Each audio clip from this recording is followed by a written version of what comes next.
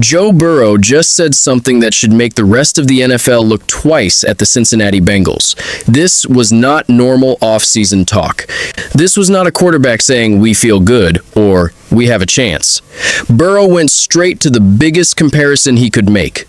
He said this Bengals team gives him the same feeling he had before his 2019 LSU championship run.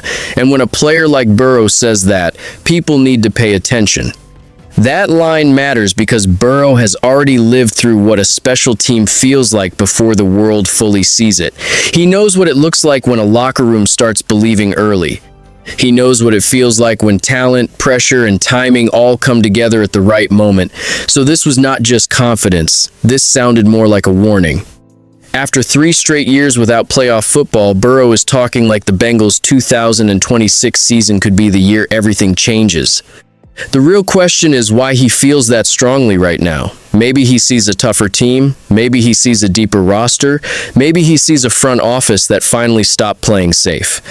Whatever it is, Burrow is not acting like a quarterback trying to sell hope. He is acting like a quarterback who knows Cincinnati may finally have the pieces to become dangerous again. And if he is right, the Bengals are not just trying to bounce back. They might be walking into the season as one of the NFL's quietest threats. The bigger story is not just what Joe Burrow said. It is what the Bengals did before he said it. Cincinnati did not sit back this offseason and hope things would fix themselves. They went after real help. And the move for Dexter Lawrence II was the clearest sign that this front office knew the old plan was not enough anymore. That trade was not a small roster tweak. Sending away a top draft pick for a proven defensive force tells you the Bengals are thinking about winning now. Then they added more veteran power with Jonathan Allen, Brian Cook, and Boye Mafe. That changes the whole feel of the team because Cincinnati was not short on star power before. They were short on balance, toughness, and answers when games got ugly. Now the Bengals look like a team trying to fix the exact problems that kept dragging them down. The offense can still carry headlines, but this offseason was about building a roster that does not need Burrow to be perfect every Sunday, and that is why the pressure is already rising. Because once a team spends like this and moves like this, the next question becomes simple. Who inside that locker room is ready for the new standard? The next clue came after practice, when most people were ready to leave. Joe Burrow stayed on the field and kept working. That may sound normal for a star quarterback, but the timing is what makes it important. This was spring work, not a playoff week, not training camp, not a game plan day. Still, Burrow was out there acting like every small rep mattered. That tells you where his mind is. He is not treating this like a slow part of the year. He knows the Bengals cannot waste the early weeks again, because the AFC will not wait for them to figure things out. When your quarterback is still throwing after the main work is done, it sends a message without needing a speech. Everybody can see who is setting the pace. And that is where this season starts to feel different. Burrow is not just talking about a better year. He is showing it in the way he works. If the leader of the team is already moving like the pressure has arrived, then the rest of the locker room has only 2 choices: keep up or get exposed when camp opens. Joe Burrow is not leading the same way anymore. That might be the most important change in Cincinnati right now. He has always had respect in the locker room, but this offseason he has been more direct. If something is wrong, he is not letting it slide. He is saying it faster, louder, and with more edge than before. That matters because the Bengals are past the point of soft talk. They have enough talent now, so the real test is about habits, focus, and who can handle pressure. Dan Pitcher noticed the change too, calling Burrow more blunt and quick with his feedback. That is not a bad thing. Sometimes a team with big goals needs its best player to stop protecting feelings and start protecting the season. This is where the locker room gets tested. Everybody likes confidence when it sounds nice, but real leadership can feel uncomfortable. Burrow is pushing that line now because he knows what is at stake. If Cincinnati wants to be taken seriously again, the standard cannot wait until September. It has to start now, and Burrow is making sure everyone feels it. The part people should watch closest is the Bengals' defense. For years, the easy story was always the same. If Joe Burrow plays great, Cincinnati has a chance. But that is a hard way to live in the AFC. No quarterback should have to win every game by being perfect. And this offseason showed the Bengals finally understood that. This new defensive front gives Cincinnati a different kind of edge. Dexter Lawrence II can change the middle of the line by himself. Jonathan Allen brings power and experience next to him.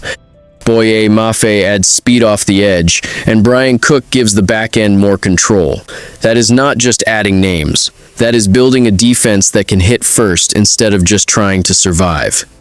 If this group works, the Bengals become much harder to beat. Burrow can still be the star, but now he may not have to carry every bad quarter, every slow start, and every late-game mistake. That is the real danger for the rest of the league. Cincinnati's offense already had respect. Now the defense is trying to become the reason this team finally turns close losses into wins. The small moments from minicamp said a lot. Josh Newton jumped a route and picked off Joe Burrow, and that kind of play gets noticed fast. It was only spring, but plays like that matter when jobs are open and coaches are watching every rep. Cincinnati needs players who can win small battles before the season ever begins. The same thing showed up on offense. Charlie Jones made a tough catch. Mike Gesicki gave Burrow another target to trust. Keshawn Williams kept pushing as a return option, and that could be important because special teams can decide tight games. These are not headline names every week, but they are the kind of players who can change a roster when the season gets long. That is why this minicamp felt useful. It was not just about stars looking sharp. It was about the back end of the roster showing life. The Bengals have lost too many close games to ignore details like this. Now, the fight for snaps is real, and that makes Zach Taylor's next move even more interesting. Then Zach Taylor made a move that quietly said a lot. He ended mandatory minicamp early. On the surface, that sounds simple. Players did the work, coaches liked the progress, and the team got a small reward before the summer break. But with this Bengals team, it feels a little bigger than that. Taylor was not acting like a coach still searching for answers in June. He sounded like a coach who believed the team had checked the main boxes for spring. That matters because Cincinnati has a lot of new pieces, especially on defense. If the staff felt good enough to cut things short, then it means they believe the basic work is already in place. Now the pressure moves to training camp. The easy part is over. The meetings, the light practices, and the early talk are done.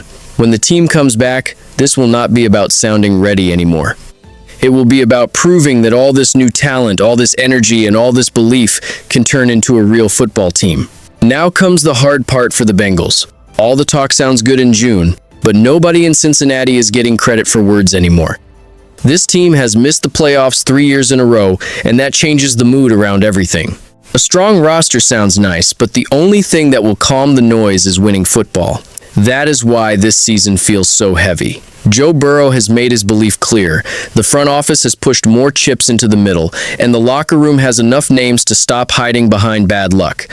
At some point, a team either becomes what it keeps talking about, or the talk turns into pressure that follows them every week. So, this is not just another fresh start for Cincinnati. This is the year that can change how people look at the whole Burrow era. If the Bengals hit, they become one of the most dangerous teams in the AFC again. But if they fall short after all of this, the questions will get louder than ever. Blessings to all my subscribers, family. Your support means everything. Stay tuned, stay sharp, and I catch you in the next one.